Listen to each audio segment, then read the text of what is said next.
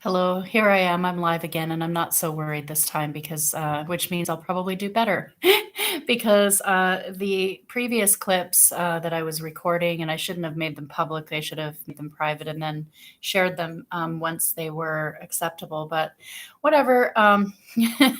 There's a couple of flawed versions, and then the final one, which had a little mistake at the end in it, talking about red berets. We're trying to pass red berets or something like that, but it's just what it is.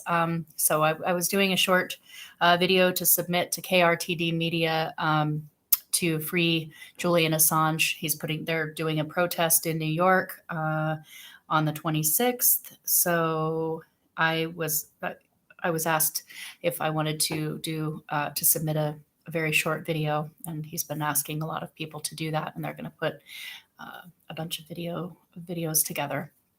So I did listen to, he emailed me a couple of examples, and Jason Calls was very, very good, as was Kit Cabello's and several others that he sent. Yeah, so, but here's what I wanted to talk about now.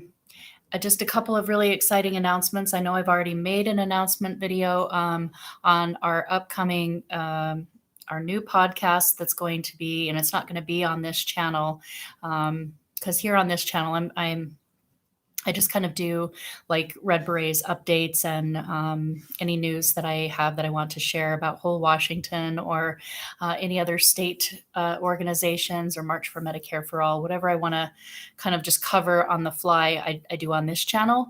But we are going to, on KRTD Media, we've been invited to host a new podcast. And so it will be myself, and much of the time will be Lisa Theobald, at 50 Lines Only is who she is on Twitter.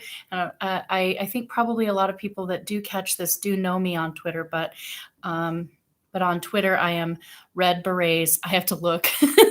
Red Berets M for all. Okay.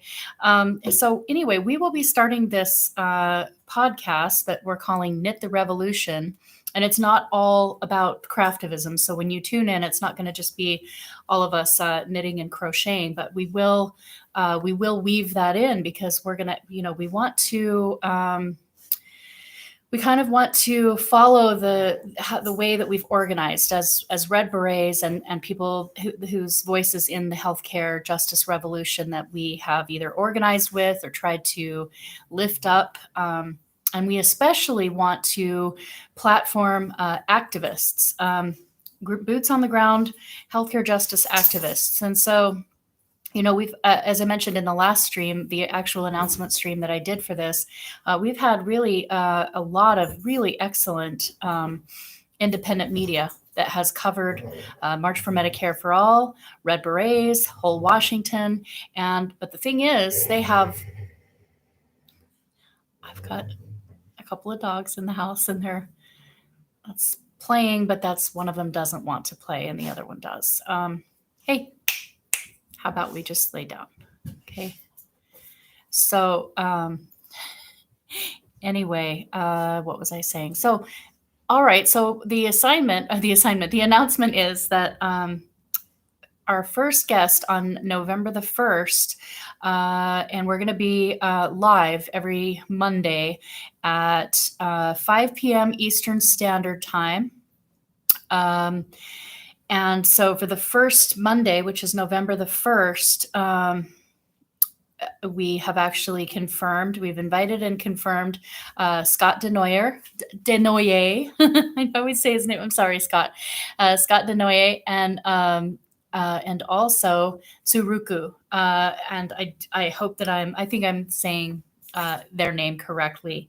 But so Tsuruku is one of the core organizers, one of the local San Francisco organizers of within the March for Medicare for All. And a bunch of us, a few of us Washington State Red Berets, are going to be headed down to San Francisco to protest Pelosi here. And the event is called Day of the Dead. So if you're not following March for Medicare for All, that's at M4M4All or M4M4All.org. And you can, if you are in California, if you're in the San Francisco area, or you're somewhere where you can travel, it's definitely not too late to make some plans and come out. And if you go to m4mforall.org, you can see where we're going to be meeting. The event link is right there, up front and center on the website. It starts at noon on Saturday and it goes till 2, I believe.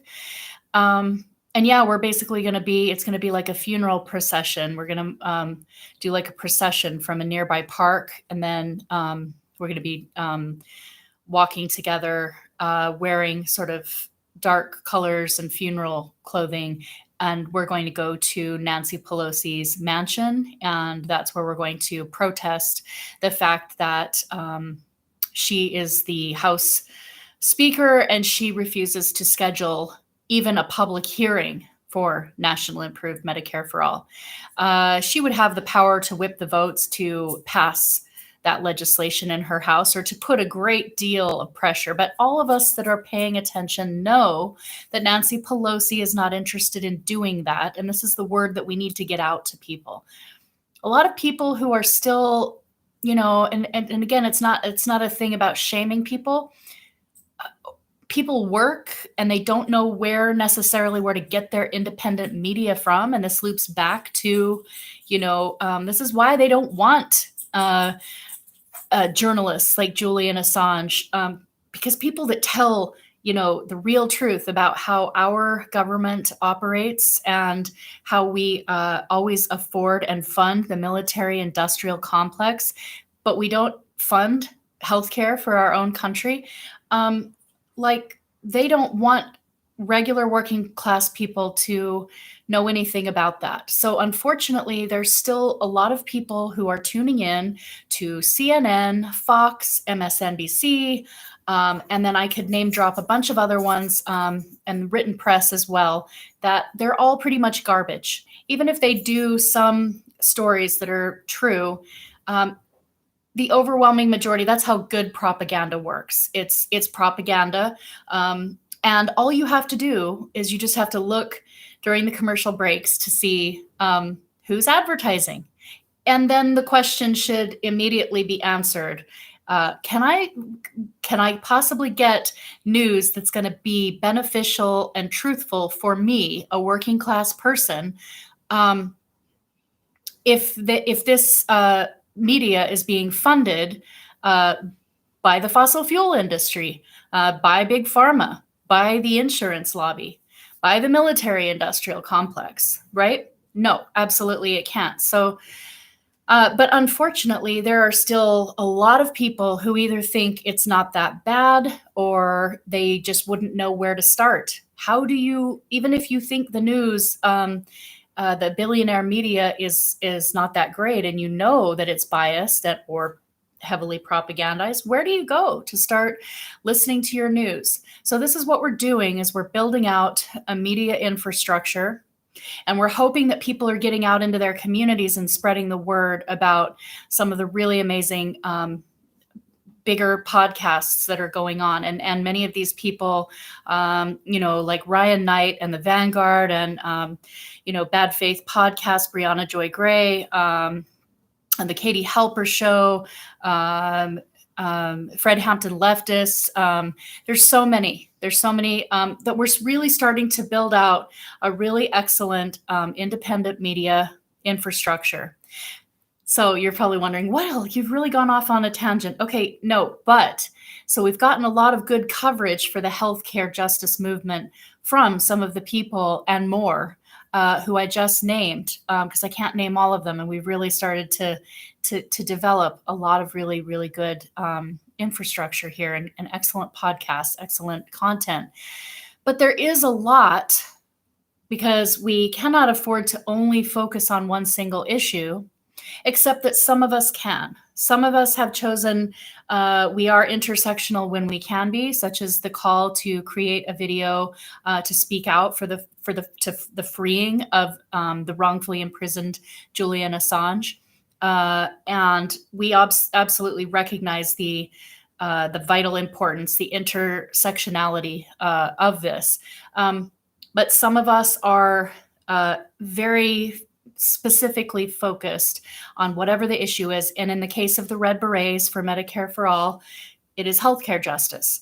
And so while we're very, very thankful, and I think that our independent media have been doing an absolutely phenomenal job covering the national marches that we organized on July 24th, and now the ongoing actions, and also different wonderful state efforts that are going on. So we have this synergy and this simultaneous approach of people doing like local actions that if they happen to have state legislation, or always fighting for national improved Medicare for all. So we're getting that coverage, and that's a really beautiful thing. And also, we thought there is plenty of space within the media to focus just almost pretty much 100% on bringing on healthcare justice activists.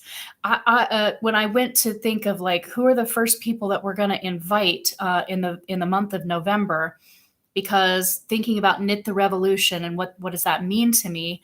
For me, it means bringing together like everything that's what's the most pressing thing that's happening now that we need to let people know about for actions that they can get out and support. We want to bring, the Red Berets are always interested in bringing creative solidarity. So I don't want to go too long before we have, a craftivist on. Anyway, so the announcement is that the first guest that we will have on will be Scott Denoye and also Saruku. And so that first, that will be right on the heels, right after we just did the San Francisco action. So there will be some things that we want to unpack depending on how it goes, depending on the turnout. There will be stuff to say that'll be amazing, even if 50 of us turn up, right? We happen to know that a good little handful of us are traveling down from Washington State. And we know a couple of people are flying from across the country. People are traveling for this event.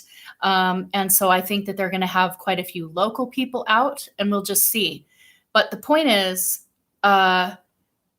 we don't need, the grassroots are able to do this. We've got this. And what we do is we inspire more people to get involved and start getting used to, we got to get out in the streets.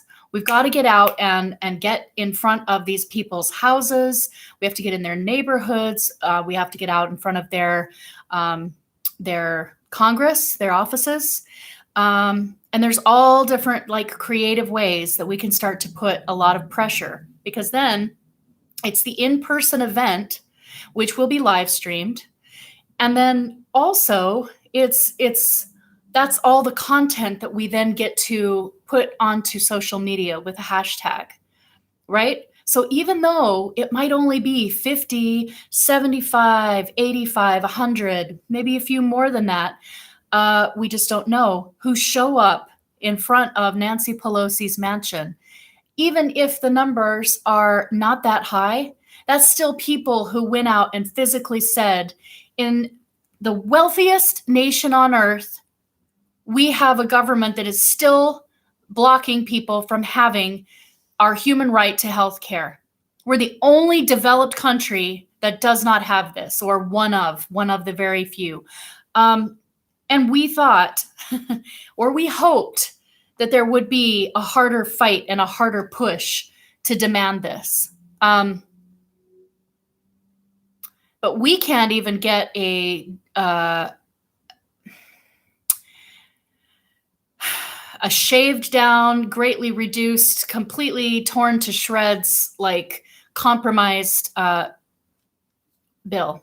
infrastructure bill and reconciliation package. Like, we'll see what happens with that. But really, at this point, if anything I just don't even know if they should vote for it. Like, they should start to re-up the negotiations.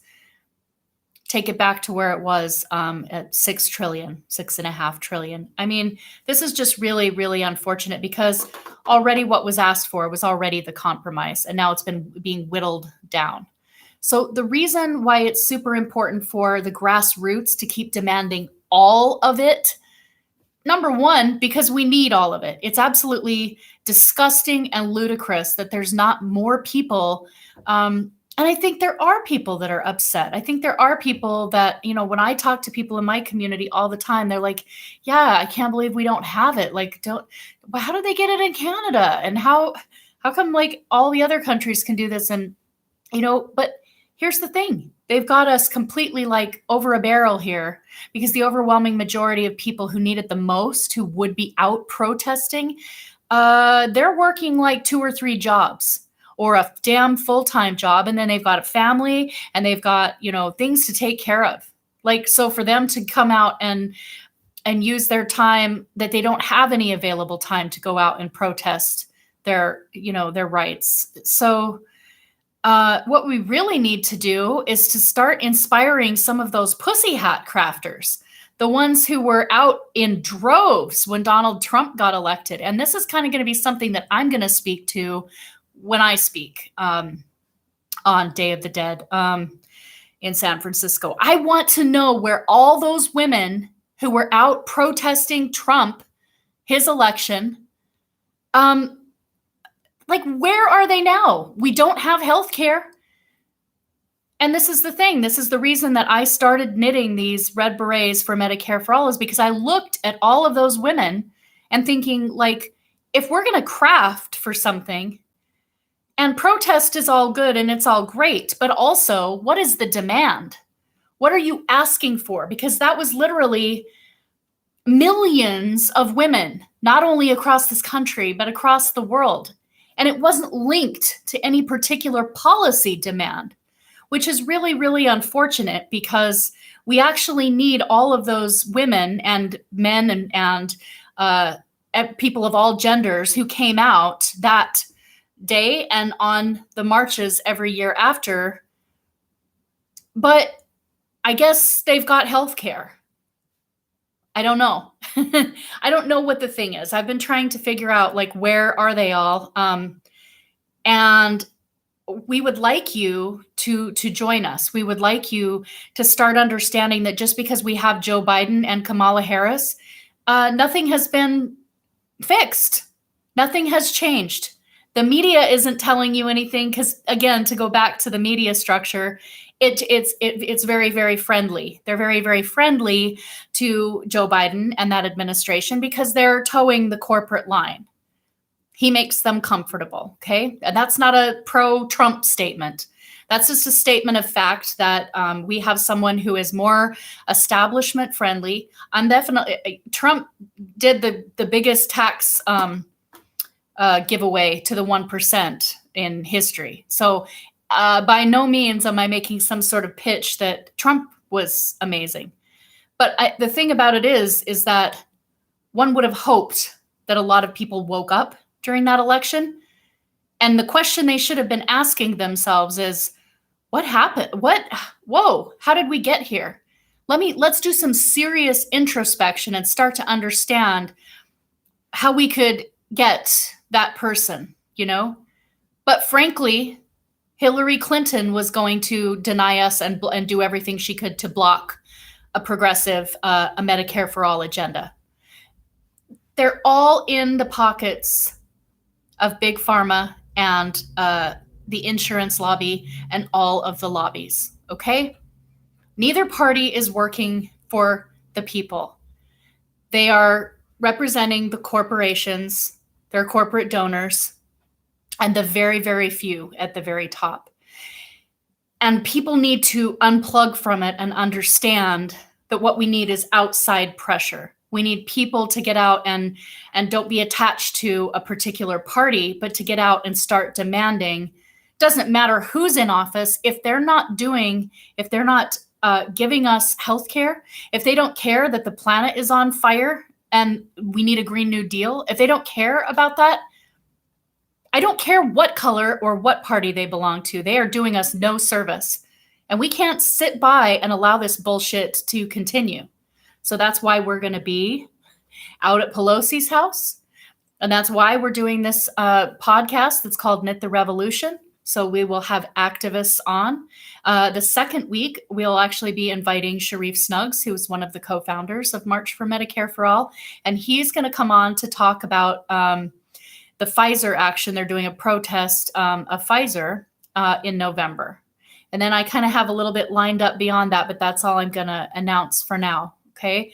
So I hope you tune in and join us and share this live stream. Even though I get kind of ranty and angry because I don't, how long are people going to stay asleep?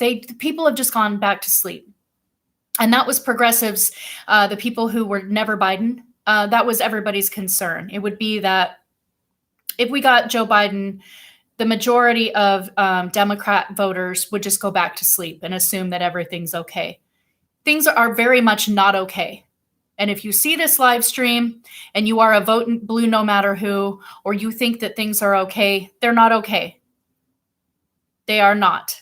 We still have, nothing has changed. We still have tens of thousands of people just to focus on healthcare alone. And now in the pandemic, it's even more than that. Every single year, lives taken, murders for profit by the medical industrial complex. So it's time to wake the hell up.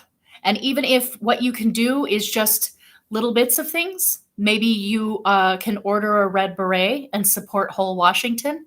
And you can do that by going to wholewashington.org or redberetsmedicareforall.com. Or you can support the March for Medicare for All by going to m4mforall.org. They have Day of the Dead t-shirts. You know, it was a lot of money that people, that the grassroots had to put out. Individuals, grassroots, that means you, that means me, that means just people who need health care. They were not an established organization. And then to put on 56 marches, and at the bigger locations, there needed to be permits. There needed to be, toilets so that people can go to the restroom if there weren't public restrooms available. What else? Oh, sound equipment, all kinds of stuff. Making sure there was water available. There's all kinds of things, and so, yeah, I think that's enough ranting for the evening. But I guess it's just a wake up live stream. We're gonna have some fun and some joy on Knit the Revolution.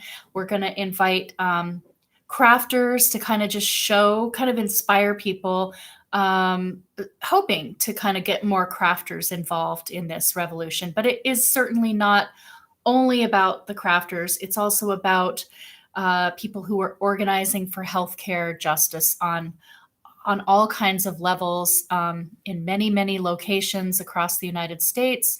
And we hope that ends up, what we hope that ends up doing is, as we platform activists from the people in the circles that we know, from the Red Berets, from Whole Washington, from the March for Medicare for All, from New York Health Act, maybe CalCare, different MassCare, different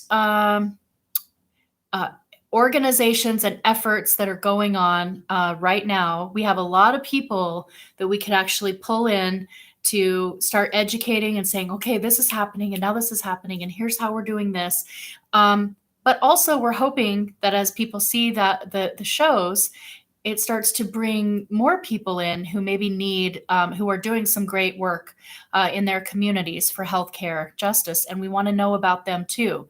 So that's the goal, right? Is to kind of build a healthcare justice community and platform some people and bring some creativity and some solidarity to it. Okay. Thanks for watching, and have a good, thanks for watching, everyone. Bye.